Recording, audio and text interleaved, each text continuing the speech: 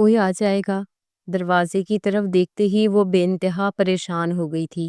اس کی گھبرائی آواز پر حیدر نے اس کا پریشان چہرہ دیکھا۔ کوئی نہیں آئے گا، اماں کو پتہ ہے ان کے پوتا پوتی لانے کی تیاری ہو رہی ہے۔ اس کے بے باک لفظوں پر وہ شرم سے لال ہو گئی تھی، تب اس کے سینے میں سر چھپایا تھا۔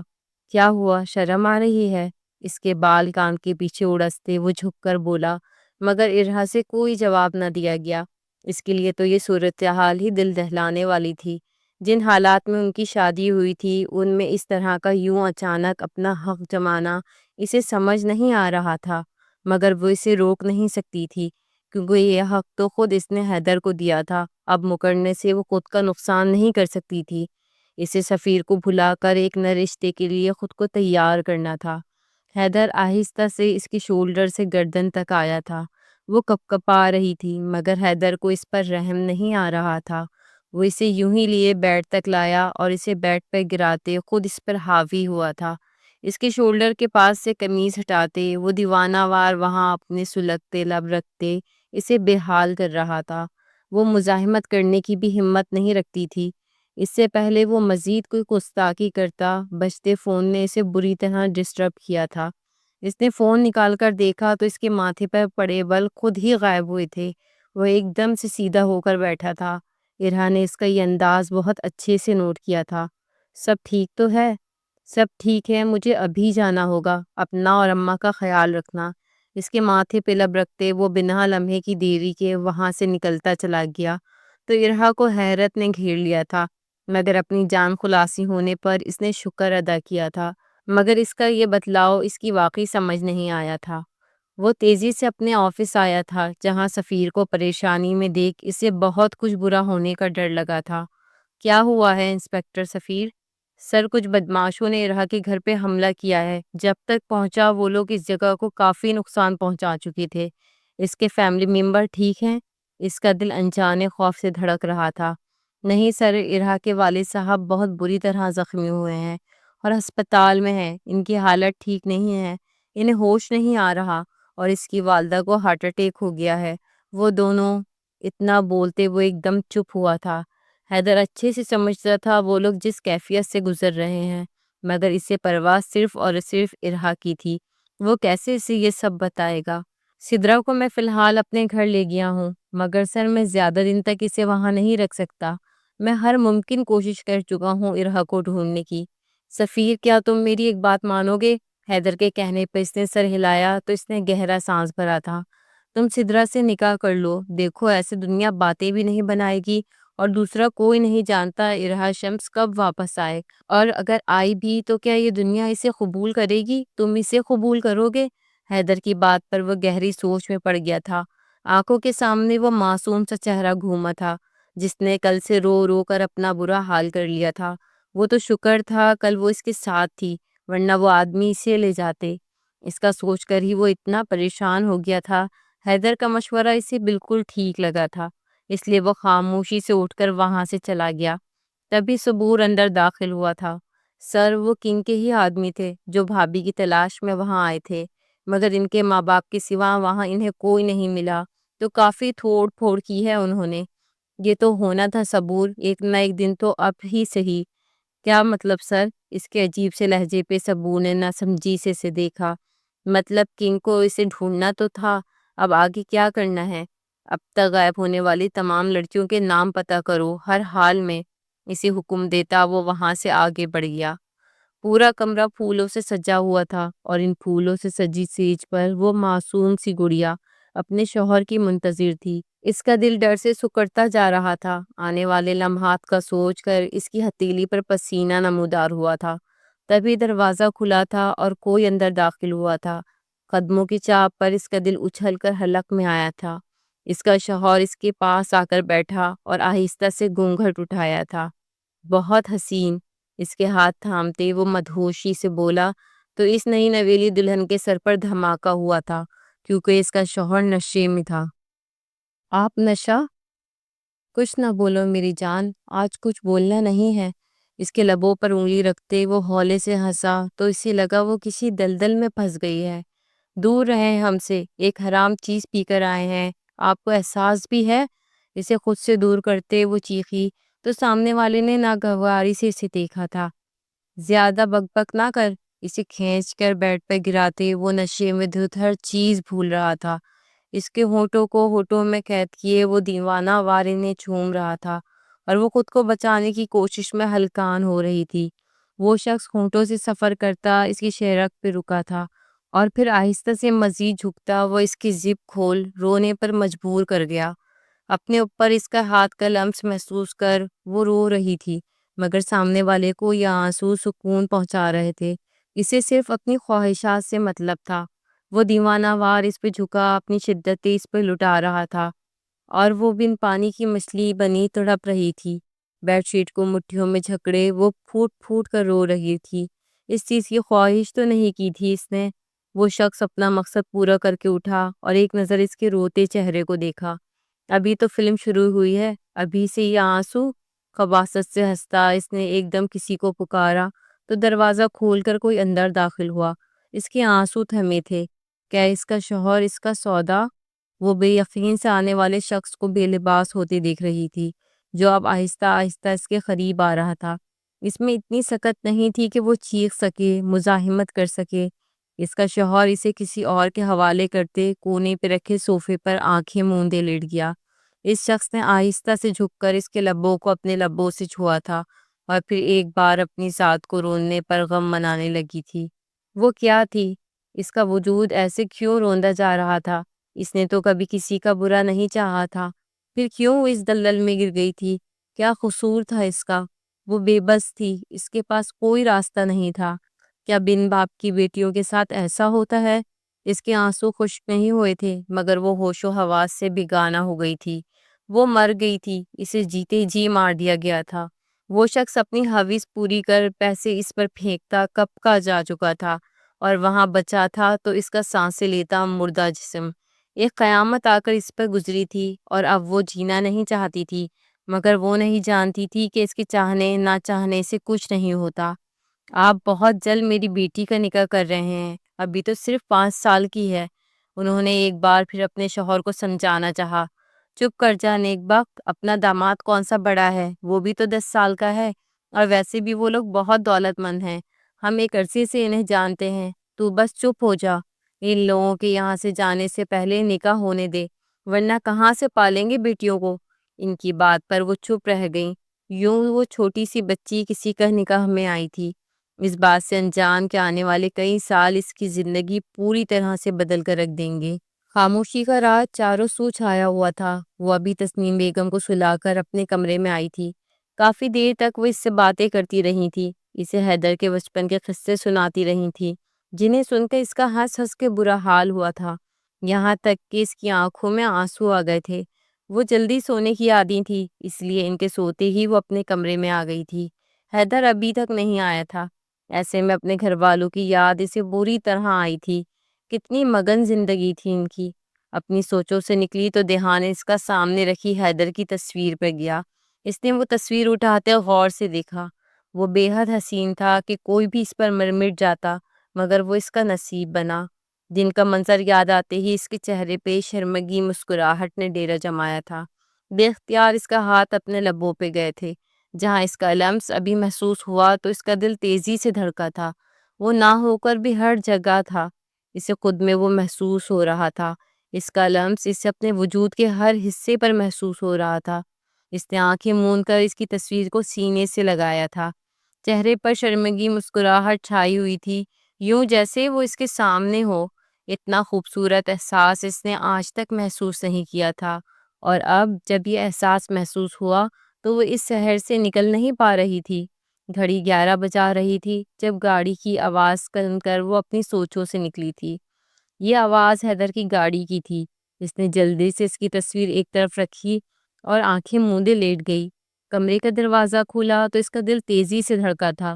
وہ خود میں اتنا حوصلہ نہیں پاتی تھی کہ اٹھ کر اس سے کھانے کا ہی پوچھ لے۔ وہ جو تھکا ہارا آیا تھا اسے سوتے دیکھ سکون کا سانس لیا تھا۔ وہ ابھی اسے کچھ بھی نہیں بتا سکتا تھا اس کے ماں باپ کے متعلق۔ اسے دھچکا تو اس بات سے لگا تھا کہ اتنی سیکیورٹی کے باوجود اتنا کچھ ہو گیا اور اسے پتہ نہیں لگ سکا۔ وہ پچھتا رہا تھا اپنی لاپرواہی پر۔ اس سے کیسے اتنی بڑی کوتاہی ہو سکتی ہے؟ وہ پاگل ہو رہا تھا۔ چین چھڑ کے وہ باہر آیا اور لائٹس آف کرتا اپنی جگہ پر لیٹا تھا۔ اس کی یوں پاس لیٹنے پر وہ خود میں سمٹی تھی۔ وہ اس کی سوچوں سے یکسر انجان تھی۔ حیدر نے ایک نظر اس کے سوتے وجود کو دیکھا اور سگریٹ سلگائی۔ دل میں ٹیسے سی اٹھی تھی کہ اگر کوئی اس کے اندر جھانک لیتا جو اس کی پریشانی کی وجہ سمجھ جاتا، مگر ایسا اب تک کوئی تھا ہی تو نہیں۔ سگریٹ کی بدبو محسوس کر وہ شرم سائڈ پر رکھتی ایک دم ہی اٹھی تھی۔ آپ سگریٹ کیوں پی رہے ہیں؟ سوری، میں نے نیند خراب کر دی۔ شرمندہ ہوتے اس نے سگریٹ بجھائی تو وہ فوراً سے نام میں سر ہلا گئی۔ آپ پریشان لگ رہے ہیں، سب ٹھیک تو ہے نا؟ اس کے پریشان ہو کر کہنے پر حیدر نے گہرا سانس بھر کر خود کو کمپوز کیا تھا۔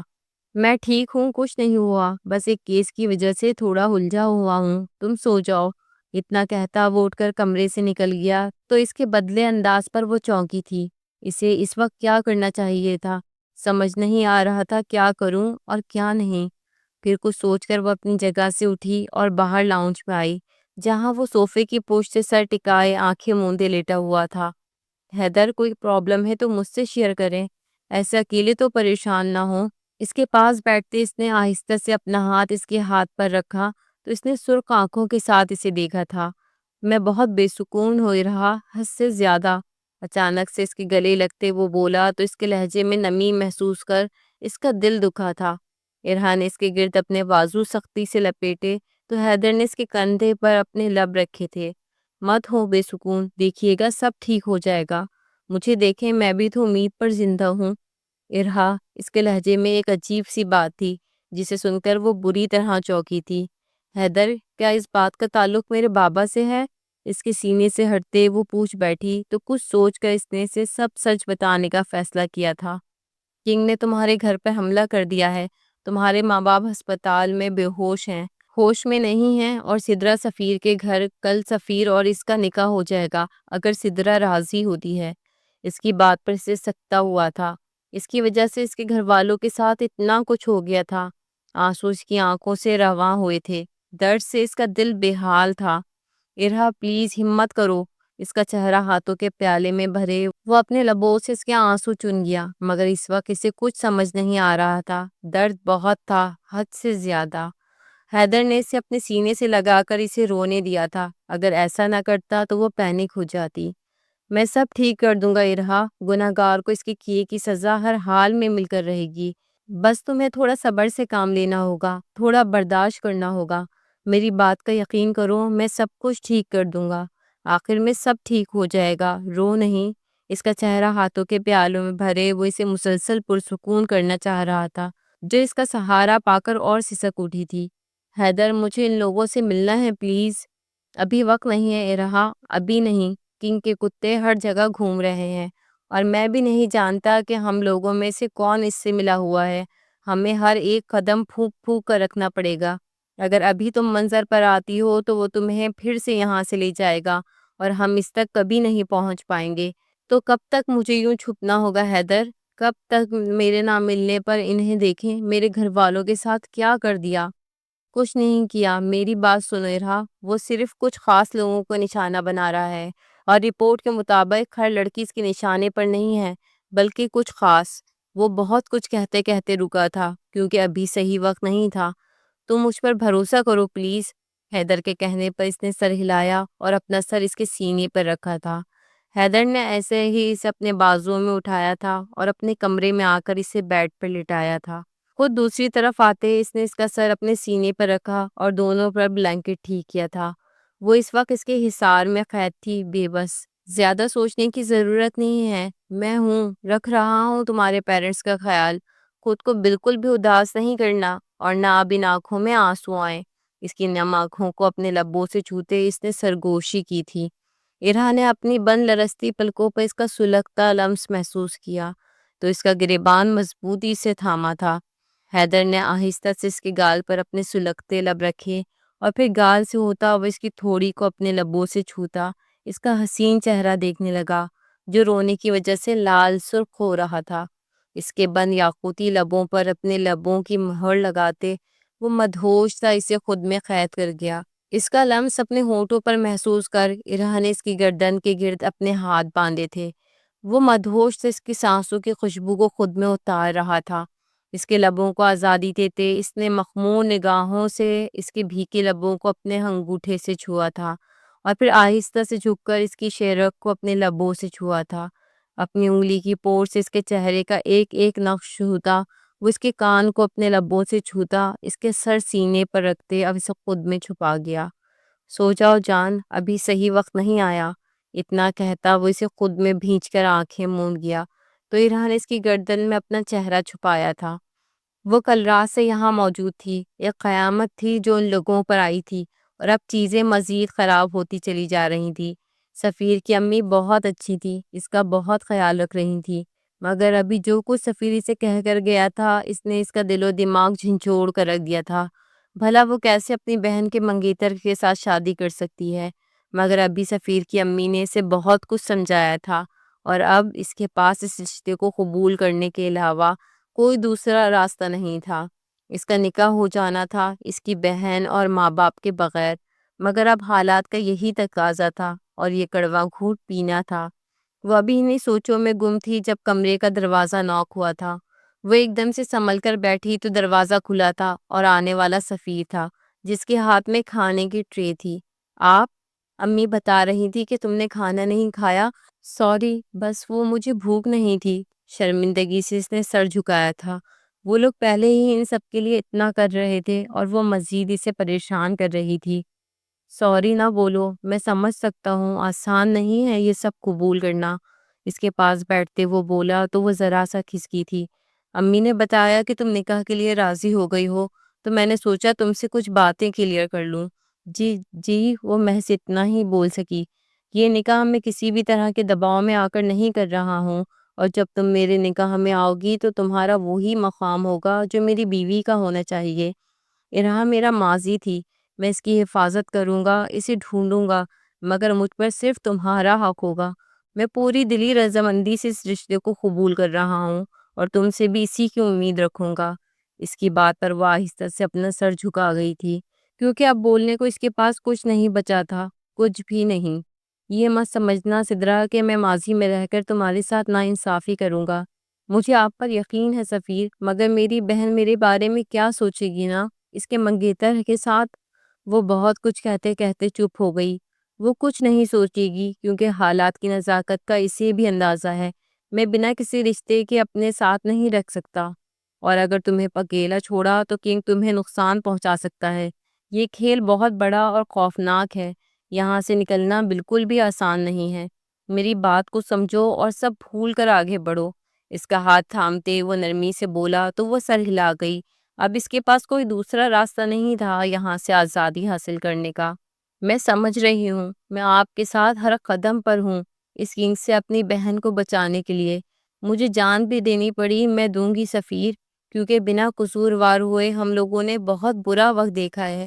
میرے ماں باپ ہسپتالوں پر بستر پر پڑے ہیں، میں بے گھر ہو گئی ہوں، اور میری بہن، میں نہیں جانتی وہ اس وقت کہاں ہے، لیکن میں ہر وقت دعا گو رہتی ہوں اس کے لیے کہ اللہ اسے صحیح سلامت رکھے اور وہ جلد ہم لوگوں کے پاس واپس آ جائے۔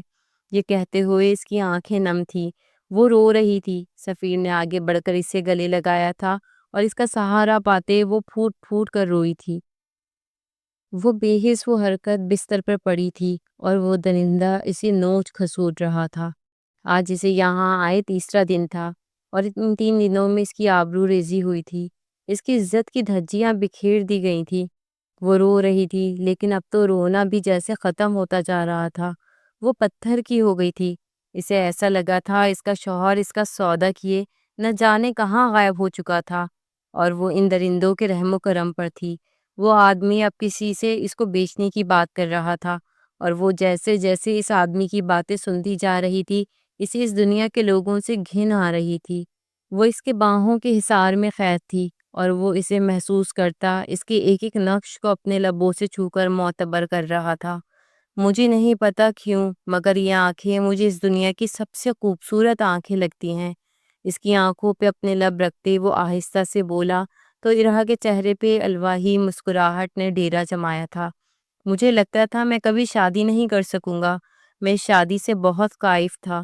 اماں کے بار بار کہنے کے باوجود مجھے یقین تھا کہ میرا صبر رائے گا نہیں جائے گا۔ اس کی پلکوں کو چھوتے وہ سرگوشی میں بولا تو ارہا نے نظریں اٹھا کر اسے دیکھا۔ کیا آپ مجھے پہلے سے جانتے ہیں حیدر؟ اس کے کالر کو مٹھی میں جکڑتے اس نے پوچھا تو حیدر نے بغور اس کا چہرہ دیکھا۔ اگر میں کہوں کہ ہاں تو میں جاننا چاہوں گی کہ آپ کب سے مجھے جانتے ہیں؟ تو میں کہوں گا بچپن سے، جب سے ہوش سنبھالا صرف ایک کام کیا ہے، تم سے محبت کرنے کا۔ اس کی بات پر اب کے چوکنے کی باری اس کی تھی۔ حیدر، میں وہ انسان ہوں ارہا جس سے نکاح میں تم اس وقت بندھی تھی جب تمہیں خود کا بھی ہوش نہیں تھا۔ محض 5 سال کی عمر میں وہ اس کے سر پر دھماکہ کر گیا تھا۔ بے یقینی سے اس نے ایک جھٹکے سے اسے دیکھا تھا۔ ہاں یہی سچ ہے، نکاح کے بعد میرے بابا کا تبادلہ ہو گیا تھا اور ہم دوسرے شہر شفٹ ہو گئے۔ بابا کے اچانک انتقال کے بعد ہم واپس آئے تو تم لوگ وہاں نہیں تھے۔ ہم نے سب سے معلوم کروایا مگر تمہارا کچھ پتہ نہ چل سکا۔ میں ایک عرصے تک تمہیں ڈھونڈتا رہا۔ میں پولیس فیلڈ میں بھی اسی لیے آیا تاکہ تمہیں ڈھونڈ سکوں۔ تب میرے پاس سفیر کیس لے کر آیا۔ تمہارا نام اور تمہارے بابا کا نام سن کر میں چونک اٹھا۔ جب معلوم کروایا تو تم میری ہی ارہا نکلی۔ میں تمہیں ڈھونڈنے نکلا تو راستے میں تم مجھے مل گئیں۔ میں تمہیں سچ بتانا چاہتا تھا مگر میں جانتا تھا تم سچ پر یقین نہیں کرو گی، اور پھر تمہاری حفاظت کرنا میرے لیے بہت ضروری تھا۔ جب ہی اتنا بڑا قدم مجھے اٹھانا پڑا۔ اماں تو تمہیں دیکھتے ہی پہچان گئی تھی مگر میں نے انہیں سمجھایا کہ ابھی تم شاید اس حقیقت کو برداشت نہ کر سکو۔ میں تمہیں کسی بھی قسم کی کوئی تکلیف نہیں دینا چاہتا تھا ارہا۔ اس کی باتوں پر ارہا کا دماغ ماضی میں الجھا تھا۔ اسے اب سمجھ آیا تھا کیوں اس کے بابا بار بار اس کی شادی کے لیے زور دیتے تھے، کیوں بچپن میں ہی اس کے رشتے ہو کر ٹوٹ جاتے تھے۔ وہ اس کے لیے امیر سے امیر لڑکے ڈھونڈتے تھے اور اس بات سے اس نے اکثر اپنی ماں کو پریشان دیکھا تھا۔ اسے اب سب سمجھ آ رہا تھا تو دل کیا چیخے۔ وہ اس کا نکاح پر نکاح کرنا چاہتے تھے۔ اگر وہ اغوا نہ ہوتی، اس کی سفیر سے شادی ہو جاتی تو وہ زنا جیسے عمل کی مرتکب ہوتی، وہ ایک گناہوں بھری زندگی گزارتی۔ یہ سوچ آتے ہی اس کے رونگٹے کھڑے ہوئے تھے اور وہ حیدر کے سینے سے لگتے پھوٹ پھوٹ کر رو دی۔ جان، اس لیے نہیں بتایا کہ تم یوں رو رو کر خود کو تکلیف دو۔ اس لیے بتایا ہے کہ یہ نیا رشتہ شروع کرنے سے پہلے ہمارے درمیان کوئی جھوٹ نہ ہو، ہمارے درمیان کوئی راز نہ ہو۔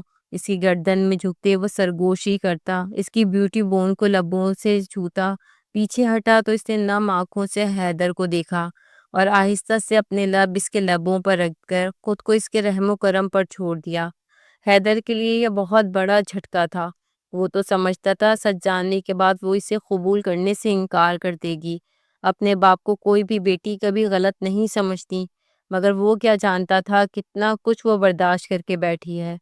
حیدر آہستہ آہستہ اپنی سانسیں اس میں انڈیل کر اسے اپنے ہونے کا احساس دلا رہا تھا۔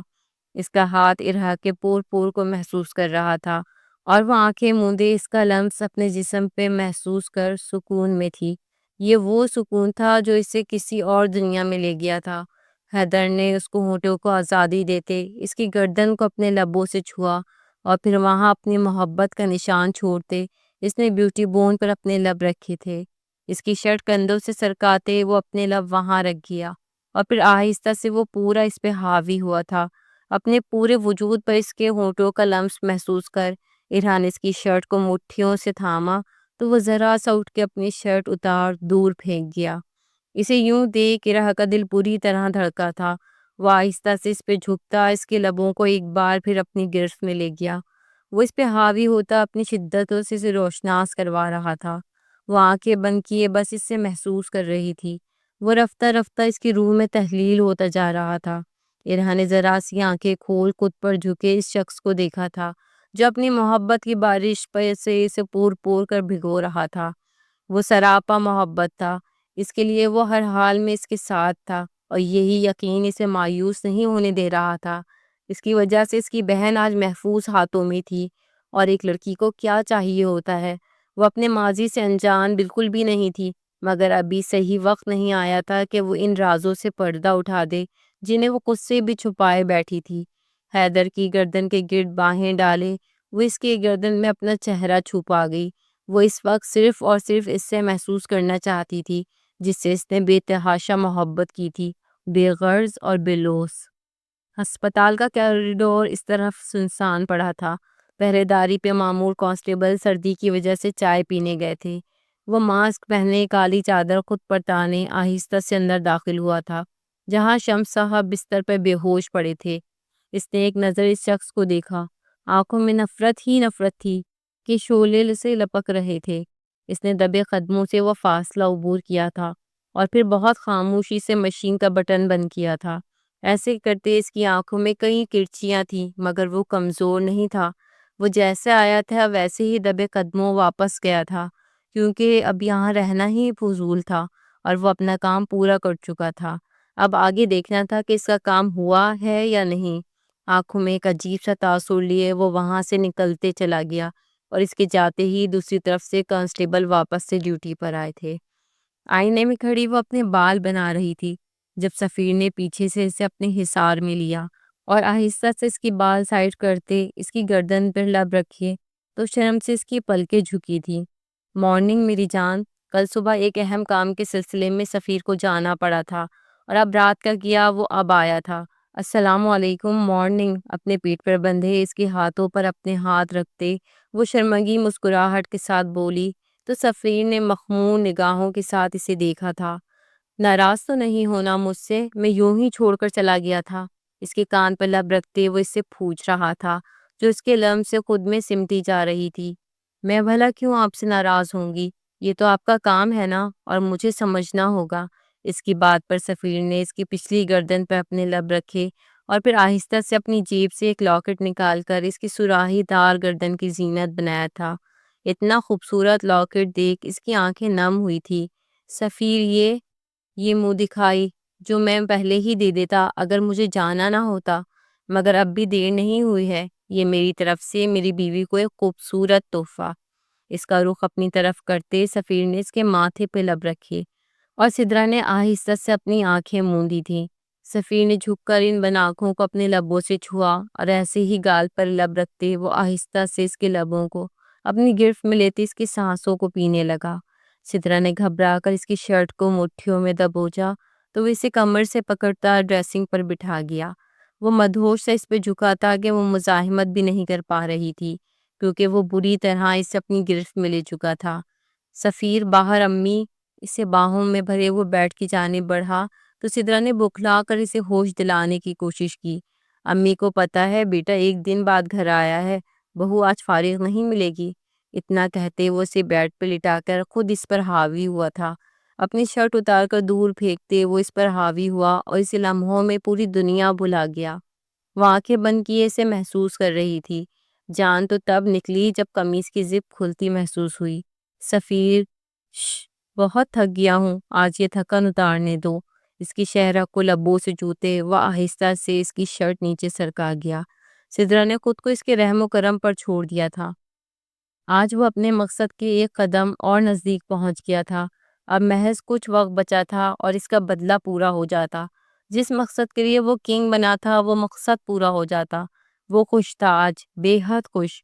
اسے آج سے پہلے اتنی خوشی کبھی نہیں ہوئی تھی۔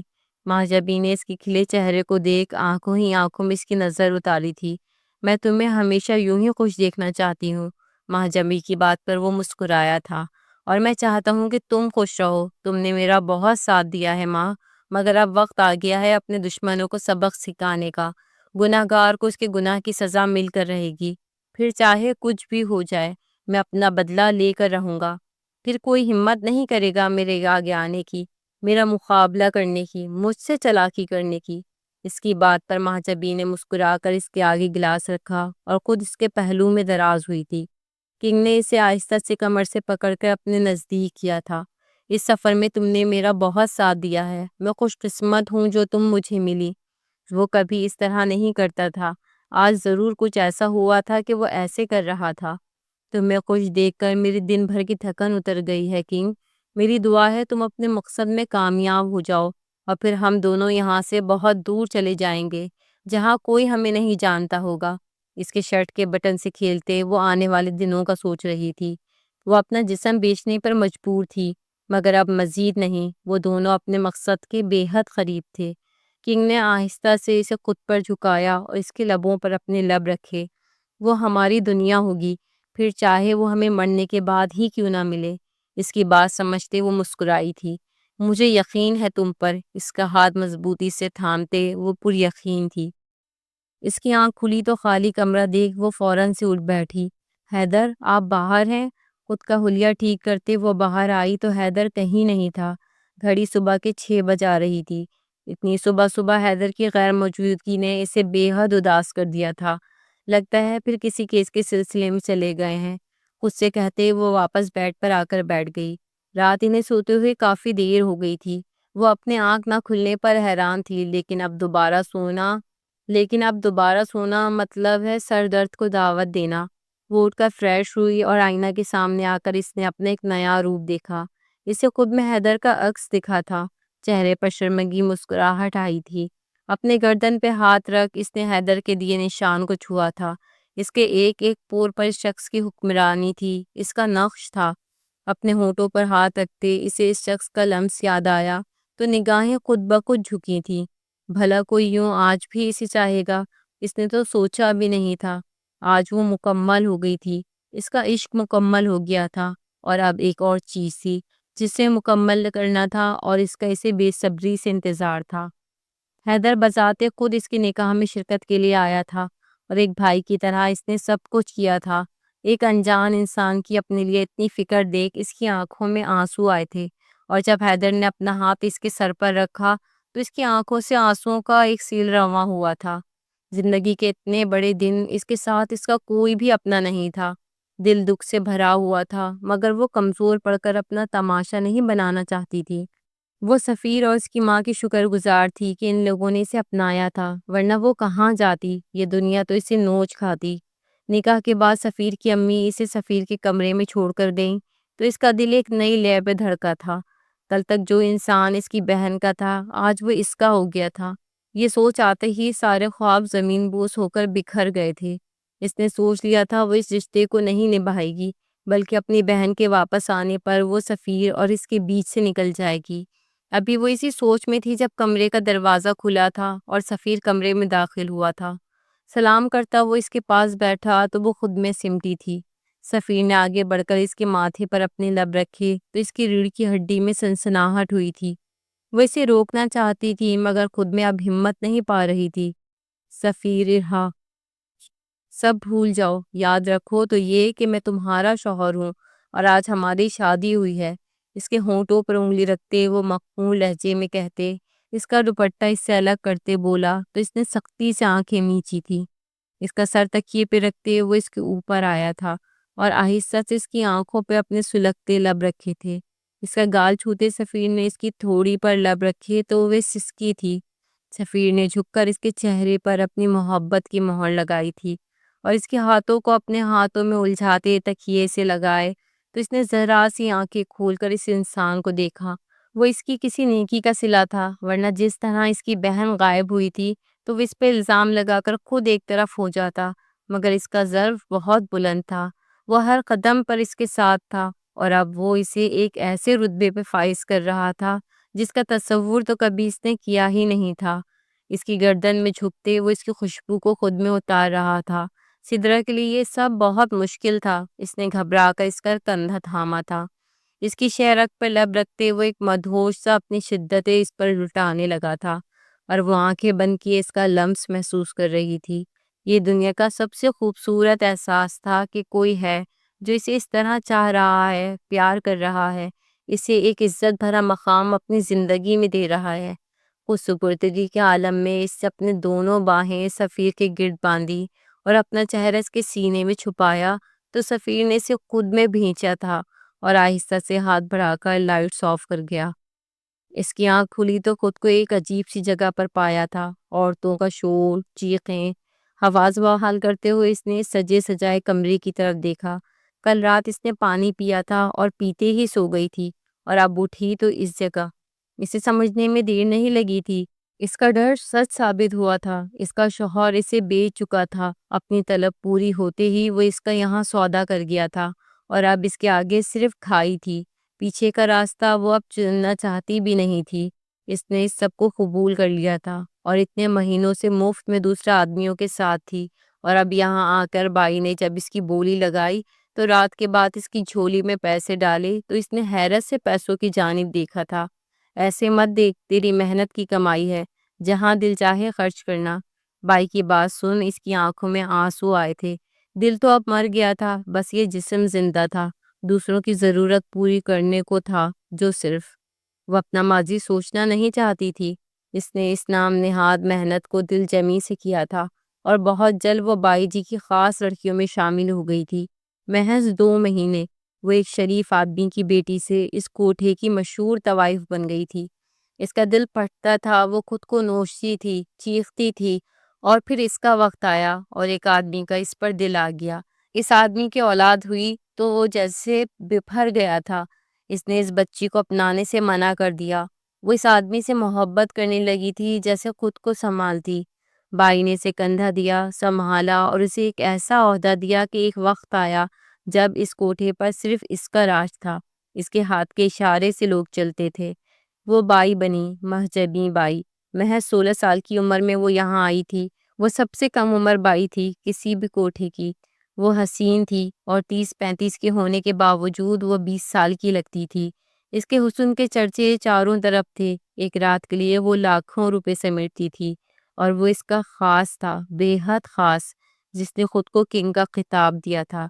وہ اس دنیا سے لڑنے کی صلاحیت رکھتا تھا۔ جو اس کے دشمن تھے وہی اس کنگ کے دشمن تھے۔ وہ دونوں ایک ہی سانپ کے ڈھسے ہوئے تھے۔ اب وہ وقت دور نہیں تھا جب وہ دونوں اس آدمی کی زندگی جہنم کر دیں گے۔ کیوں بے چین ہوئے رہا؟ وہ کب سے یوں ہی ٹہل رہی تھی۔ تسنیم بیگم نے اس سے پوچھا تو وہ ان کے پاس آ کر بیٹھی۔ امی، کیا حیدر کسی سے محبت کرتے تھے؟ اس کی یوں پوچھنے پر وہ بری طرح چونکی تھی۔ ایسا کیوں پوچھ رہی ہو؟ خیریت ہے بیٹا؟ جی خیریت ہے، بس یوں ہی۔ وہ انہیں یہ نہ بتا سکی کہ اس نے حیدر کی شرٹ سے کسی کے پرفیوم کی خوشبو سونگھی ہے۔ پاگل، فالتو نہ سوچا کر، ایسا کچھ نہیں ہے۔ حیدر صرف تجھ سے محبت کرتا ہے، ابھی سے نہیں، بہت پہلے سے۔ ان کی بات پر وہ بری طرح چونکی تھی۔ ایسا کیسے ممکن تھا بھلا؟ وہ اسی ادھیڑ بن میں پریشان ہوتی اپنے کمرے میں آ گئی۔ کل جس طرح حیدر نے اسے کہا، اور اب اس کی شرٹ سے لڑکی والی خوشبو، اس کا دل بے حد دکھ رہا تھا۔ کل وہ اس کا انتظار کر رہی تھی جب وہ آیا، مگر بنا کچھ کہے وہ اسٹڈی روم میں بند ہو گیا، اور اس کے کپڑوں سے خوشبو۔ پورا دن وہ سوچوں میں گھلتی رہی۔ آج وہ پورا دن گھر نہیں آیا تھا۔ جب یہ غصہ ہوتے وہ تسنیم بیگم کے سونے کے بعد اپنے کمرے میں آ گئی، اور کمرے میں اندھیرا کر کے سو گئی، کیونکہ کل تسنیم بیگم کو واپس جانا تھا۔ آدھی رات اس کی آنکھ تسنیم بیگم کی آواز سن کر کھلی تھی۔ حیدر کی جگہ خالی دیکھ کے اس کا دل ایک بار پھر دکھا تھا۔ صبور تسنیم بیگم کو لینے آیا تھا۔ میڈم، سر کے کچھ کپڑے دے دیں، انہیں ضروری کیس کے سلسلے میں کہیں جانا ہے۔ صبور کی بات پر اس کے ماتھے کے بلوں میں اضافہ ہوا تھا، مگر بنا کچھ کہے چپ چاپ حیدر کے کپڑے لا کر اسے تھما دیے۔ پہلے اس گھر میں دل نہیں لگتا تھا، اب تسنیم بیگم بھی جانے والی ہیں، زندگی ایک بار پھر سے عذاب ہو جائے گی۔ یہ سوچتے ہی اس کی آنکھیں نم ہو گئی تھی۔ تسنیم بیگم کو نم آنکھوں سے الوداع کہتے وہ اپنے کمرے میں آ گئی اور سونے لیٹ گئی۔ ماں باپ، بہن سے دوری، اور اب یہ سب بہت مشکل تھا۔ اس کا خوش رہنا، جہاں وہ خوش رہنے کی کوشش کرتی وہیں کچھ نہ کچھ ایسا ہو جاتا کہ وہ واپس سے ڈپریشن میں چلی جاتی۔ انہیں سوچوں میں گم وہ نیند کی وادیوں میں اتر گئی تھی۔ ویران بیاباں جنگل کے بیچوں بیچ اس کی نفرت چاروں طرف پھیل چکی تھی۔ آج ایک اہم مشن کے سلسلے میں اسے یہاں آنا پڑا تھا۔ وہ پوری تیاری کے ساتھ دشمنوں سے لڑنے کو تیار بیٹھا تھا۔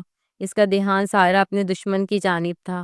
آہستہ سے قدم بڑھاتے وہ آگے ہوا اور سامنے بنے اس کاٹیج کی طرف دیکھا۔ اس کے اشارے پہ ساری نفری چاروں طرف پھیلی تھی۔ اس نے آہستہ سے پیچھے مڑ کر دیکھا، جہاں سے ماسک میں موجود وہ شخص اسے اشارہ کرتا وہاں سے نکلا تھا، اور اشارہ ملتے ہی وہ کاٹیج ایک زوردار آواز کے ساتھ زمین بوس ہوا تھا۔ اوہ شٹ باس، یہاں اتنا! فوراً سے نکلو سب یہاں سے! حیدر کی تیز آواز پہ وہ سب چیختے وہاں سے نکلے تھے۔ سر، وہ کنگ اندر ہی ہے، وہ اپنے انجام کو پہنچ گیا ہے، تم لوگ نکلو یہاں سے۔ حیدر کے تیز لہجے پر وہ تیزی سے وہاں سے نکلے تھے۔ وہ گھر میں داخل ہوا تو گھر میں اندھیرے کا راج تھا۔ تسنیم بیگم کے جانے سے گھر میں ایک دم سے سناٹا ہو گیا تھا۔ وہ کمرے میں آیا تو کمرے میں سناٹا تھا، اور وہ گہری نیند میں بستر پر نیند میں گم تھی۔ وہ فریش ہو کر اس کے پاس آ کر لیٹ گیا۔ جانتا تھا وہ اس سے بدگمان ہو رہی ہے، مگر ابھی صحیح وقت نہیں آیا تھا کہ اسے سب سچ بتایا جائے۔ اس کے چہرے پہ بکھرے بالوں کو سنوارتے وہ جھک کر اس کے ماتھے پر اپنے لب رکھ گیا تو حیدر کا لمس محسوس کر ارحان نے نیند سے بوجھل آنکھوں کو کھول کر اسے دیکھا تھا۔ اسے جاگتا پاتے حیدر نے آہستہ سے اس کی پلکوں پر اپنے سلگتے لب رکھے۔ اماں بتا رہی تھی بدگمان ہو رہی ہو مجھ سے، شک کر رہی ہو مجھ پر۔ اس کے یوں ڈائریکٹ کہنے پر وہ شرمندہ ہوتی کروٹ بدل گئی تو حیدر نے مسکراہٹ دباتے اس کے گرد اپنا حصار بنایا اور اس کے کندھے پر اپنی تھوڑی ٹکائی تھی۔ چلو ٹھیک ہے، بیویاں تھوڑی شکی ہوتی ہیں، مگر آپ کو کس لیے شک ہوا؟ ہم تو گوڈے گوڈے آپ کے عشق میں ڈوبے ہوئے۔ کچھ وقت میں کسی سے عشق نہیں ہوتا، تڑک کر کہتے اس نے حیدر کی گرفت سے نکلنا چاہا تو وہ اپنا حصار مزید سخت کر گیا۔ اگر میں یہ کہوں یہ عشق 2 دن کا نہیں برسوں کا ہے تو؟ اس کی بات پر ارحان نے جھٹکے سے سر اٹھا کر اسے دیکھا تھا۔ فضول باتیں مت کریں، ہمیں ملے ہوئے کچھ ہفتے ہی ہوئے ہیں، میرا دل رکھنے کے لیے جھوٹ مت بولیں حیدر۔ اس کے سینے پر ہاتھ مارتے وہ غصے سے بولی تو اس کا ہاتھ تھام کر اپنے لبوں سے لگا گیا۔ وقت آنے پر سب کچھ بتاؤں گا، بس میرا بھروسہ رکھو۔ اور وہ پرفیوم کی خوشبو سدرا کی تھی۔ رخصتی کے وقت روئی تو اسے چپ کروایا تھا میں نے، ایک بھائی کی طرح۔ اس کے پھولے پھولے گالوں کو چھوتے وہ بولا تو حیا سے اس کی پلکیں لرزی تھی۔ اور رہی بات اس رشتے کو آگے بڑھانے کی تو ابھی کئی رازوں سے پردہ اٹھنا باقی ہے جو یقیناً تمہارے لیے قابل قبول نہیں ہوں گے۔ جب تک میں ان رازوں سے پردہ نہیں اٹھا دیتا مجھے وقت درکار ہے۔ میری خواہش ہے کہ جب میں تمہارے پاس آؤں تو ہمارے درمیان کوئی غلط فہمی نہ ہو، کوئی اذیت، کوئی تکلیف نہ ہو۔ اس کے چہرے کو تھامے وہ نرمی سے بولا تو ارحان نے ذرا سا اٹھ کر اس کے لبوں کو اپنے لبوں سے چھوا تو اس کے عمل سے حیدر چونکا تھا۔ ایک آتش فشاں کو بھڑکا رہی ہو؟ مجھے آپ کو محسوس کرنا ہے، اس رشتے کو نام دینا ہے حیدر۔ جو ماضی تھا مجھے اس کے بارے میں جاننا، مجھے حال میں جینا ہے۔ میں آپ سے محبت کرنے لگی ہوں اور یہ بات مجھے کہنے میں کوئی دقت نہیں ہے۔ اس کے گرد باہوں کا حصار بنائے وہ اس کے کانوں میں رس گھول رہی تھی۔ ایسا کرو گی تو بندہ بشر ہوں، بہک جاؤں گا۔ اس کے کان میں سرگوشی کرتے اس نے ارحا کے کان کی لو کو اپنے لبوں میں دبایا تھا۔ ایک سسکی سی اس کے منہ سے نکلی تھی۔ حیدر نے غور سے اس کی آنکھوں میں دیکھا تھا جہاں صرف اور صرف اس کا عکس نمایاں تھا۔ یہ کاغذات کیسے ہیں؟ طلاق کے کاغذات ہیں۔ میں اس رشتے کو ختم کرنا چاہتا ہوں۔ آپ پاگل ہو گئے ہیں؟ پہلے کمرے میں نکاح اور اب طلاق، کیوں ہماری بیٹی کی زندگی برباد کر رہے ہیں؟ برباد نہیں، آباد کر رہا ہوں۔ وہ لوگ زیادہ امیر ہیں اور پیسے بھی زیادہ دیں گے، تو آپ پیسوں کے لیے ہماری بچی کا سودا کریں گے؟ سودا نہیں کر رہا، اس کا مستقبل بنا رہا ہوں۔ وہ لوگ کبھی طلاق نہیں دیں گے اور بس مجھے نہیں پتا کچھ بھی کرتا ہی کیا ہے آخر۔ وہ میری مت ماری گئی تھی جو شادی کر دی، مگر اب مجھے نصیحت ہو گئی ہے، اب یہ طلاق ہو کر رہے گی، ورنہ نکاح کی ویسے بھی کوئی اہمیت نہیں ہے اور نہ تم ہماری بیٹی کو اس نکاح کا بتاؤ گی۔ اپنے شوہر کی بات پر وہ بس ان کا چہرہ دیکھ کر رہ گئیں۔ چادر میں خود کو چھپائے وہ وجود آہستہ سے وہاں سے نکلتا ایک گاڑی میں بیٹھا تھا۔ دل میں پکڑے جانے کا خوف بھی تھا، مگر یہ قدم ایک نہ ایک دن تو اٹھانا ہی تھا، اور جب موقع تھا تو وہ یہ موقع کیسے ضائع ہونے دیتے۔ گاڑی مختلف راستوں سے ہوتی اپنے مخصوص ٹھکانے پر پہنچی تھی۔ اس نے گہرا سانس بھرا تھا اور گاڑی سے اترتے وہ آہستہ سے چلتے اوپر اس جگہ رکا جہاں سے سب شروع ہوا تھا۔ اندر قدم رکھے تو سامنے ہی کنگ کو براجمان پایا۔ فائنلی تم آ گئیں؟ کنگ نے کھڑے ہو کر باہیں پھیلائی تو وہ وجود بھاگ کر اس کے سینے سے لگا تھا۔ کیسی ہو؟ اس کے ماتھے پہ لب رکھے تو چادر اس کے سر سے ڈھلکی تھی۔ کنگ نے محبت بھری نظروں سے اسے دیکھا تھا۔ حیدر کو پتہ تو نہیں چلا نا کہ تم یہاں ہو؟ کنگ کی بات پر اس نے نفی میں سر ہلایا تھا۔ تبھی اچانک کنگ نے اپنا ماسک اتارا تھا۔ حیدر کا کوئی ہاتھ نہیں ہے اس سب میں، یہ سب بابا کا کیا دھرا ہے۔ وہی ہے جنہوں نے بچپن میں میرا نکاح حیدر سے کروایا اور لالچ میں اب کسی اور سے میری شادی کروا رہے تھے۔ وہ ایسا اب کبھی نہیں کر سکیں گے، کیونکہ اب ایسا کرنے کے لیے انہیں طاقت چاہیے جو ان کے پاس نہیں۔ کنگ کی آنکھوں میں شعلے لپکے تھے۔ مجھے خوشی ہے رہا تم نے سچ جان کر میرا ساتھ دیا۔ تمہاری وجہ سے میں اپنی منزل کے بہت قریب پہنچ گیا ہوں۔ صرف میری بیوی کی وجہ سے مجھے کریڈٹ نہیں دو گے صبور؟ حیدر کی آواز پر وہ دونوں بری طرح چونکے تھے۔ ارحا کے چہرے پر ہوائیاں اڑی تھی۔ وہیں یہ جان کر کہ کنگ کوئی اور نہیں صبور ہی ہے، حیدر جو جھٹکا لگا تھا، ارہا کے چہرے پہ ہوائیاں اڑی تھی۔ وہیں یہ جان کر کہ کنگ کوئی اور نہیں صبور ہی ہے، حیدر کو جھٹکا لگا تھا، مگر یہ وقت جذباتی ہونے کا نہیں تھا۔ صبور نے اس کے بڑھتے قدم دیکھے تو ارہا کو بے ساختہ اپنے پیچھے کیا تھا۔ بے فکر رہو، اسے کچھ نہیں کہوں گا کیونکہ اس سے دل کا رشتہ ہے، مگر تم اتنا بڑا سچ مجھ سے چھپا کر میرے ہی انڈر کام کرتے رہے اور مجھے پتہ بھی نہیں چل سکا۔ میں واقعی ایک بیوقوف مرد ہوں جو جذبوں اور رشتوں پر یقین رکھتا ہے۔ حیدر کی بات پر اس کا دل کٹا تھا، وہ اسے سچ نہیں بتا سکتی تھی اور جھوٹ وہ نہ چاہتے ہوئے بھی اس سے بول رہی تھی، ایسا سچ جس کی کوئی معافی نہیں تھی۔ ارہا کا اس سب میں کوئی ہاتھ نہیں ہے حیدر، جانتا ہوں، مگر میں آج صرف سچ سننا چاہتا ہوں صبور، اس کنگ کا سچ جو آج تک اس دنیا سے چھپاتا آیا ہے۔ حیدر کی بات پر اس نے گہری سانس بھر کر اپنے پیچھے چھپی ارہا کو دیکھا تھا۔ وہ اپنی وجہ سے اپنی بہن کا گھر برباد ہوتے نہیں دیکھ سکتا تھا، ایسا تو وہ مر کر بھی نہیں کر سکتا تھا۔ ارہا نے اسے اشارے سے منع کرنا چاہا، مگر وہ اس کے ہاتھ پر ہاتھ رکھتے اسے اپنے ہونے کا یقین دلاتا سر ہلا گیا۔ آ جاؤ یہاں، بات کرنا ٹھیک نہیں ہے۔ حیدر کو اشارہ کرتا وہ ارہا کا ہاتھ تھامے آگے بڑھا تو وہ آہستہ سے اس کے پیچھے بڑھا تھا۔ اس کوٹھے میں مہجبی کو وہ ملا تھا، 11 سال کا صبور، جس کا باپ اسے اپنا نہیں مانتا تھا۔ اپنی ماں کو دوسروں کی راتیں رنگین کرتے دیکھ اس کا کلیجہ چھلنی ہوتا تھا، اور وہ آدمی روز آ کر اس کی ماں کو رلاتا تھا۔ وہ چھوٹا بچہ ڈر کر مہجبی کے پاس جا کر چھپ جاتا اور وہ خود ظلم کی شکار اسے خود میں چھپا لیتی۔ نہ جانے کب تک یہی سب چلتا رہتا کہ اس کی ماں ایک بار پھر سے امید سے ہو گئی۔ اس آدمی نے ایک طوفان بدتمیزی برپا کر دیا، اور جب بیٹی کی پیدائش ہوئی تو ایک رات وہ چپکے سے آ کر اس بچی کو لے گیا۔ اس کی ماں نے رو رو کر برا حال کر لیا۔ اس کا باپ ایک اچھا آدمی نہیں تھا۔ وہ اپنی بہن کو ڈھونڈنے باہر نکلا تو کچھ اوباش آدمیوں کے ہتھے چڑھ گیا، اور جب اس کے سامنے اس کے باپ کا چہرہ آیا تو اسے یقین نہیں آیا کہ اس کا باپ اسے بیچ سکتا ہے۔ ان آدمیوں نے اس کی معصومیت چھین لی تھی۔ وہ روتا بلکتا سسکتا رہا، تڑپتا رہا، مگر ان ظالموں نے اسے نہ بخشا۔ اس کا باپ اس کا سودا کر گیا تھا۔ وہ نہ جانے کتنے دنوں تک، نہ جانے کتنے لوگوں کا نشانہ بنتا رہا۔ اسے رہ رہ کر اپنی ماں کی فکر ستا رہی تھی۔ وہ پہلی ہی بیٹی کے غم میں مبتلا تھی۔ اس کی گمشدگی نے اس کی ماں کا کیا کیا ہوگا؟ وہ سوچوں میں گم تھا۔ اسے یہاں آئے مہینہ ہونے کو آیا تھا، تب اسے پتہ چلا اس کا باپ اس کی بہن کا سودا کرنے آیا تھا، مگر وہ بچی بہت چھوٹی تھی، اس لیے وہ اس میں کامیاب نہیں ہوا۔ یہ سن کر اس کی سانسیں پھولنے لگی تھیں، دماغ پھٹ رہا تھا۔ ایسے کیسے بھی کر کے اپنے باپ کا پتہ کرنا تھا۔ 1 سال 2 سال وہ یوں ہی در بدر بھٹکتا رہا، اور کبھی کسی کے بستر پر تو کبھی فٹ پاتھ پر بھیک مانگتا۔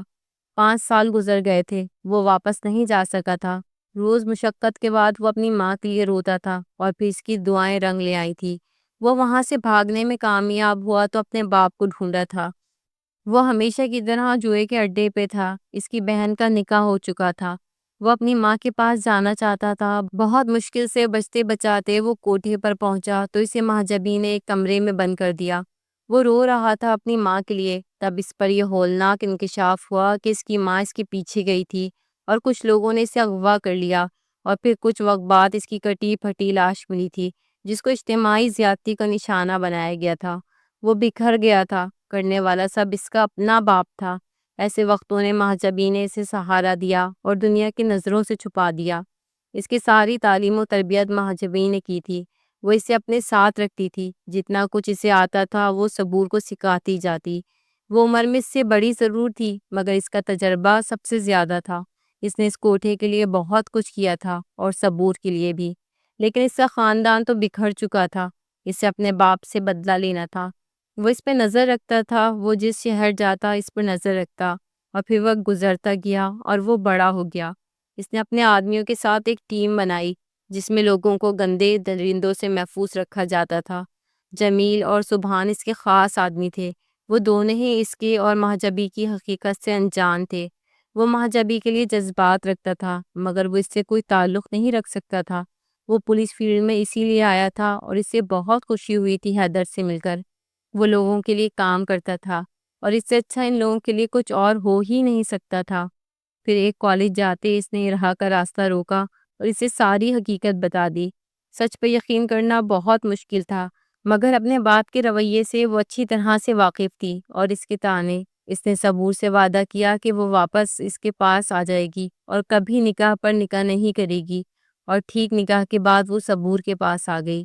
سبحان اور جمیل کی وجہ سے اسے یہ سب ناٹک کرنا پڑا تھا، اور ان دونوں نے اسے بھاگنے میں مدد کی تھی کہ ان کی موجودگی میں وہ اس پر ظلم کرتے تھے، مگر زیادہ نہیں، اور کچھ نشانات وہ جان کر خود کو دیتی تھی تاکہ ان دونوں کو شک نہ گزرے۔ وہ وہاں سے نکلی تو اسے سمجھ نہیں آیا وہ کہاں جائے، جب اچانک وہ حیدر کی گاڑی سے ٹکرائی تھی۔ وہ حد سے زیادہ خوف زدہ ہو چکی تھی۔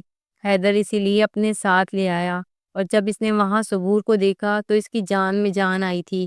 دوبارہ سے نکاح کرنے کا مشورہ بھی صبور کا تھا، کیونکہ اس کے نزدیک بچپن کا نکاح نکاح نہیں ہوتا۔ وہ حیدر کے ساتھ مل کر دشمنوں کو دھول چٹا رہا تھا۔ حیدر کو اس بات کا علم تھا کہ کنگ برا نہیں ہے، بلکہ وہ ہر قدم پر اس کی مدد ہی کرتا تھا۔ وہ اپنے باپ کو سبق سکھانا چاہتا تھا۔ اسے لگتا تھا الہا کے اغوا ہونے سے اس کا باپ کچھ نہ کچھ سبق ضرور حاصل کرے گا، مگر انتہا تب ہوئی جب اس نے سدرا کا سودا کرنا چاہا۔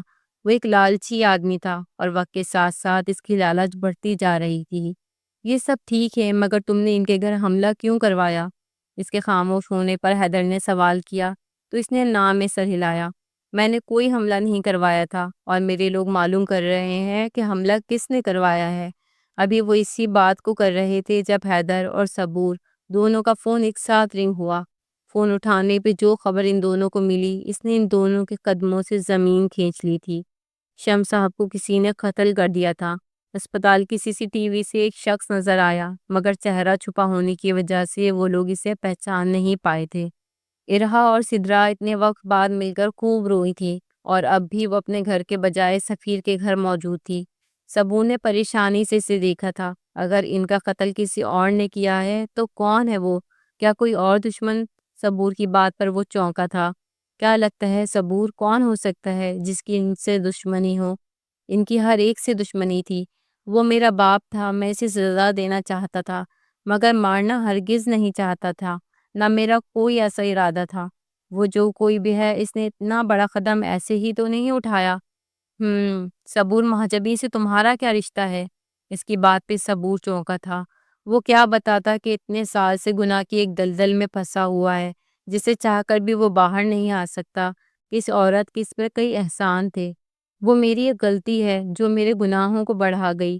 اس نے جتنی مدد کی اس کا شکر گزار ہوں، مگر کچھ ایسا ہے جو وہ چھپاتی ہے اور کوئی اس سے واقف نہیں ہے۔ وہ اپنی بات ابھی مکمل بھی نہیں کر پایا تھا جب ایک خبر نے ان دونوں کو ساکت کیا تھا۔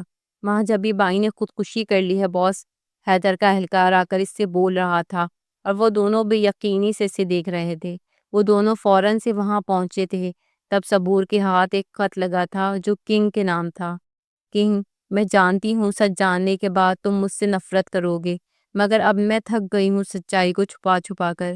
تمہاری ماں کے مرنے کے پیچھے صرف تمہارا باپ ہی ذمہ دار نہیں تھا، بلکہ میں اس سب میں برابر کی شریک رہی تھی۔ مجھے اس سے محبت ہو گئی تھی، اور ہم دونوں نے مل کر وہ سب کیا تھا، اور ہمارا کام آسان تھا بھی، مگر مجھے اس کی اصلیت معلوم ہو گئی۔ وہ میرا سودا کرنے لگا تھا۔ میں دوسرے بڑے آدمیوں کے ساتھ وقت گزارتی اور وہ مجھے ایک ڈھیلا نہیں دیتا، اور میں اس کی محبت میں ہر چیز کرنے کو تیار تھی۔ میں نے تمہاری ماں کو راستے سے ہٹا دیا، اور جب شمس کی بکواس پڑنے لگی تو میں نے اسے بھی ہمیشہ کے لیے کومے میں بھیج دیا، مگر مجھے شک تھا وہ ضرور ناٹک کر رہا ہے، اس لیے میں نے اسے ختم کر دیا۔ میں تھک گئی ہوں اپنی زندگی سے، اس لیے ہمیشہ ہمیشہ کے لیے اس دنیا کو چھوڑ کر جا رہی ہوں۔ یہ خط اس کے باقی سوالوں کا جواب تھا۔ تلخ حقیقت تھی، مگر وہ صبر کر گیا۔ اب انہیں پیچھے مڑ کر نہیں دیکھنا تھا۔ وقت تیزی سے گزر رہا تھا جو ان کے زخموں کو منمل کر گیا تھا۔ سدرا اور سفیر اپنے گھر میں خوش تھے۔ ان کے 2 بچے تھے۔ سفیر کا تبادلہ ہو گیا تھا اور اب وہ لاہور شفٹ ہو رہا تھا۔ وہ کب سے کھڑکی میں کھڑی ماضی کو سوچ رہی تھی۔ ان کا ہنستا بستا گھر سب ختم ہو گیا تو اللہ نے اسے ایک نیا گھر دیا تھا، اور حیدر اور ان کے بچے زویا اور سوہم اس کے کل کائنات تھے۔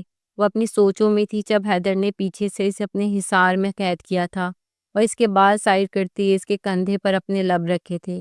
کن سوچوں میں گم ہو جان؟ آپ کب آئے؟ جب آپ سوچوں میں الجھی ہوئی تھی، اس کی کمر پٹی پہ لب رکھتے وہ بولا، تو ارہا ہولے سے مسکراتے اس کی طرف رک کر گئی۔ بہت مس کیا میں نے آج آپ کو، پورا دن۔ سوہم اور زویا تو سدرا کے پاس ہی رک گئے ہیں آج۔ اس کے گلے میں باہیں ڈالتے وہ منہ بسور کے بولی تو مسکراتے اس نے آہستہ سے ان لبوں کو اپنے لبوں سے چھوا تھا۔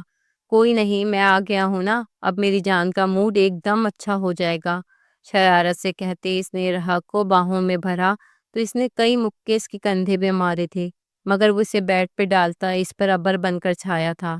آج سے ایک نئی شروعات ہماری۔ اس کی بند آنکھوں پر لب رکھتے وہ اس کے لبوں کو اپنے لبوں کی گرفت میں لے کر اسے سب دنیا بھلا گیا۔